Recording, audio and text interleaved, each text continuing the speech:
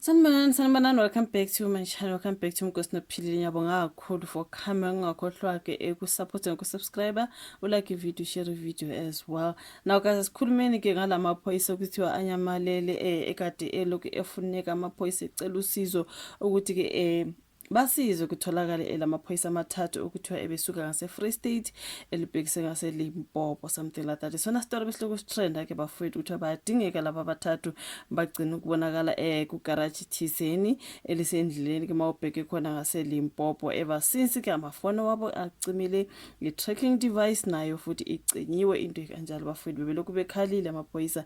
So ke ezindabeni zanamhlanje ngizoya lapha ephepheni abhale khona ngesizulu iso lezi bethi ke sekuqinisekiswe ukutholakala ke kwesidumbu sesine kwezintathu kade zitholakele ukuthi sesine emfuleni iHenops egudla ke uN1 ngase Centurion. Amaphoyisa athi bakwazi ukuphefumula kakhulu ke ngalolo phenyo njengoba kulindwe ke imndeni amaphoyisa ebisuka ngase Free State elibhekise khona lapho kutholakala khona ke imizimba ukuyohlonza ke izidumbuki. Iyona update kade beyifakile, babuya ba update again an hour later bethi indidaki ngesidumbu sesibili sowesilisa ongaziwa okungatholakali wesifazana oyiphoyisa kanye nemoto ebihamba ngalamaphoyisa kuthiwa kusazocaciswa ke ukhomishana wamaphoyisa kazwelonke uGeneral Fani Masimula uma sekufike imndeni yamaphoyisa kushithi bebelindeke imndeni yamaphoyisa laphana on their picture. Ngizosibeka ku screen sami lesi sithombe bekubhalwe ukuthi kubikwa ukuthi kutholakale izidumbu ezintathu kodwa kuthiwa ke ngeza besilisa ezimbili nowesifazane oyedwa kusathungathwa ke isidumbu sesine emfuleni iHenops egudla weN1 ngase Centurion. And then kwaphinde kwaba nenye update bekukhona ke Brigadier Athlenda Mathe simazi kakhulu emangabe ukhunywa ke ngendaba ezithinta amaphoyisa bebethi ezingenayo ke okhulumela amaphoyisa ku Brigadier Athlenda Mathe uqinisekise ukutholakala ke kwesidumbu sesihlanu ke somuntu wesifazane. So kwenzeka lokhu nje isifikile ke imndeni yamaphoyisa ukuhlonza ke izidumbu ezintathu kulezi ezitholakele. Then imoto ebihamba ngawo lamaphoyisa yona ayikatholakali. Izona ndaba kade bezibekile laphana ke ephepheni. Like kuningi bafowethu, I've seen a lot of publications bekukhulunywa ke ngololu daba lokutholakala kwamaphoyisa. Awuthi ngipress lesa story ngisifunde naso ngathi sibhalwe ngesizulu. You know, like when I'm on this channel ngiyandithanda ukuthi ngifunde ke ama publications abhale ngesizulu kwenzela ukuthi ilokungana inkulumo zohambisana right. So bebethe bona ke kutholakale nesidumbu sikaMabhalane wasemaphoyiseni emfuleni lapha iHenops. Cabanga kudingakala lamaphoyisa amathathu acashile and then sekutholakala nezinye ke izidumbu ngaphezulu kwalaba kade bedingeka, sekutholakala even more. So lana kutholakala nesikaMabhalane wasemaphoyiseni. Hawu ntshele nje bafike kusuke kusenzakalana nyamalalo o constable and then sekutholakala noMabhalane bakhona lapho, like hayi khona man. You know what I mean? Ukhomishana wamaphoyisa kazwelonke uGeneral Fani Masimula utshele abezindaba ukuthi izidumbu ezintathu kwezinhlanu ezitholakala emfuleni iHenops ngezamaphoyisa okubikwa ukuthi anyamalale elibangise Limpopo esuka eFree State. So sekuqinisekisiwe ukuthi yibona laba bathathu kade bedingeka bafethe imizimba yabo itholakala ke emfuleni iHenops. Bathi uHenops right? Yes. So izona ke imizimba laba bathathu kade befuneka bafethu. Can you imagine yini edala ukuthi beyitholakala manje emfuleni thizeni like sekuneminye imizimba futhi and kukhona lowo Mabhalane like what the hell? You know what I mean? Crime is just too much.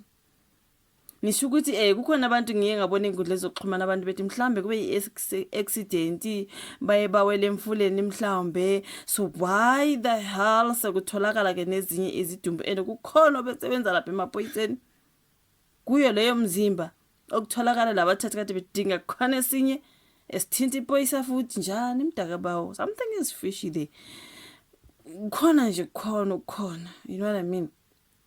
So kuthiwa ke mabeqhoka bathi kulomfula kutholakala ezinye izidumbu ezimbili, esisodwa sazo kuthiwa ke ngesikaMabhalane estation samaphoyisa eLittleton eCenturion. Sekutholakala laba kade besuke eFree State beyeLimpopo, lona ngwasemaphoyiseni aseLittleton eCenturion. ngamaphoyisa wonke mntakrabawo. Hayi ngeke.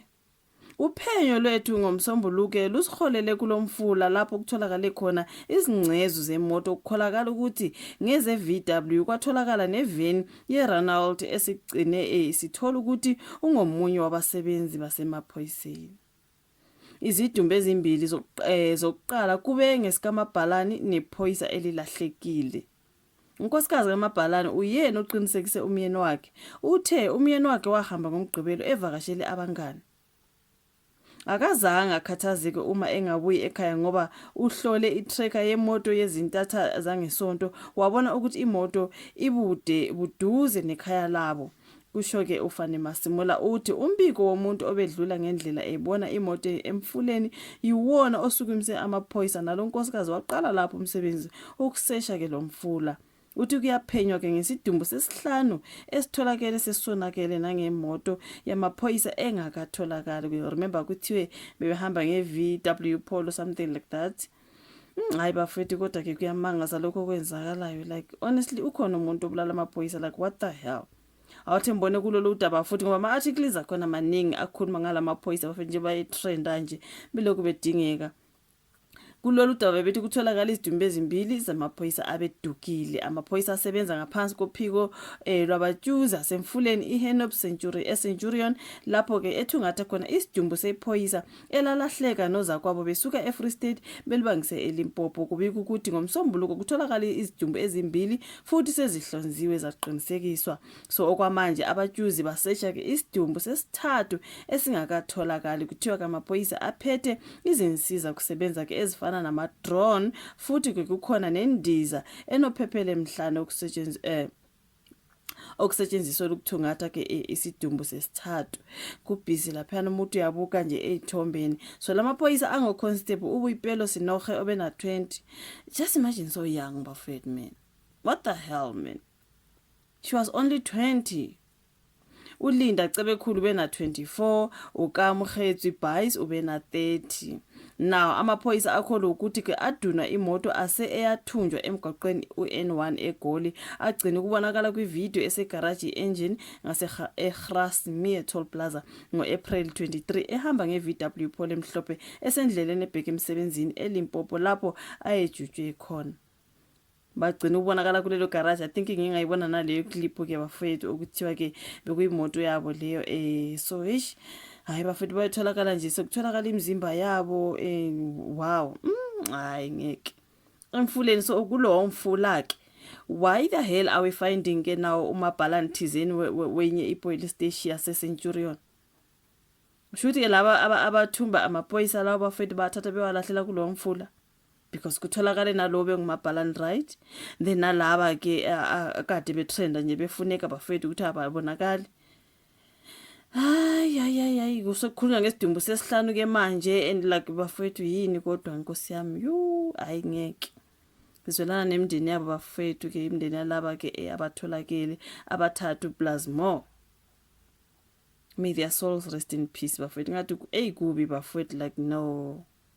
For why? For the why like no ways.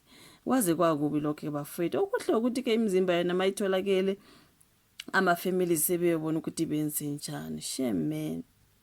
Kwaze kwakubi. Ngiyabonga ukuthi ubuka ivideo, like, subscribe, share, asibonane kwezayo. Bye.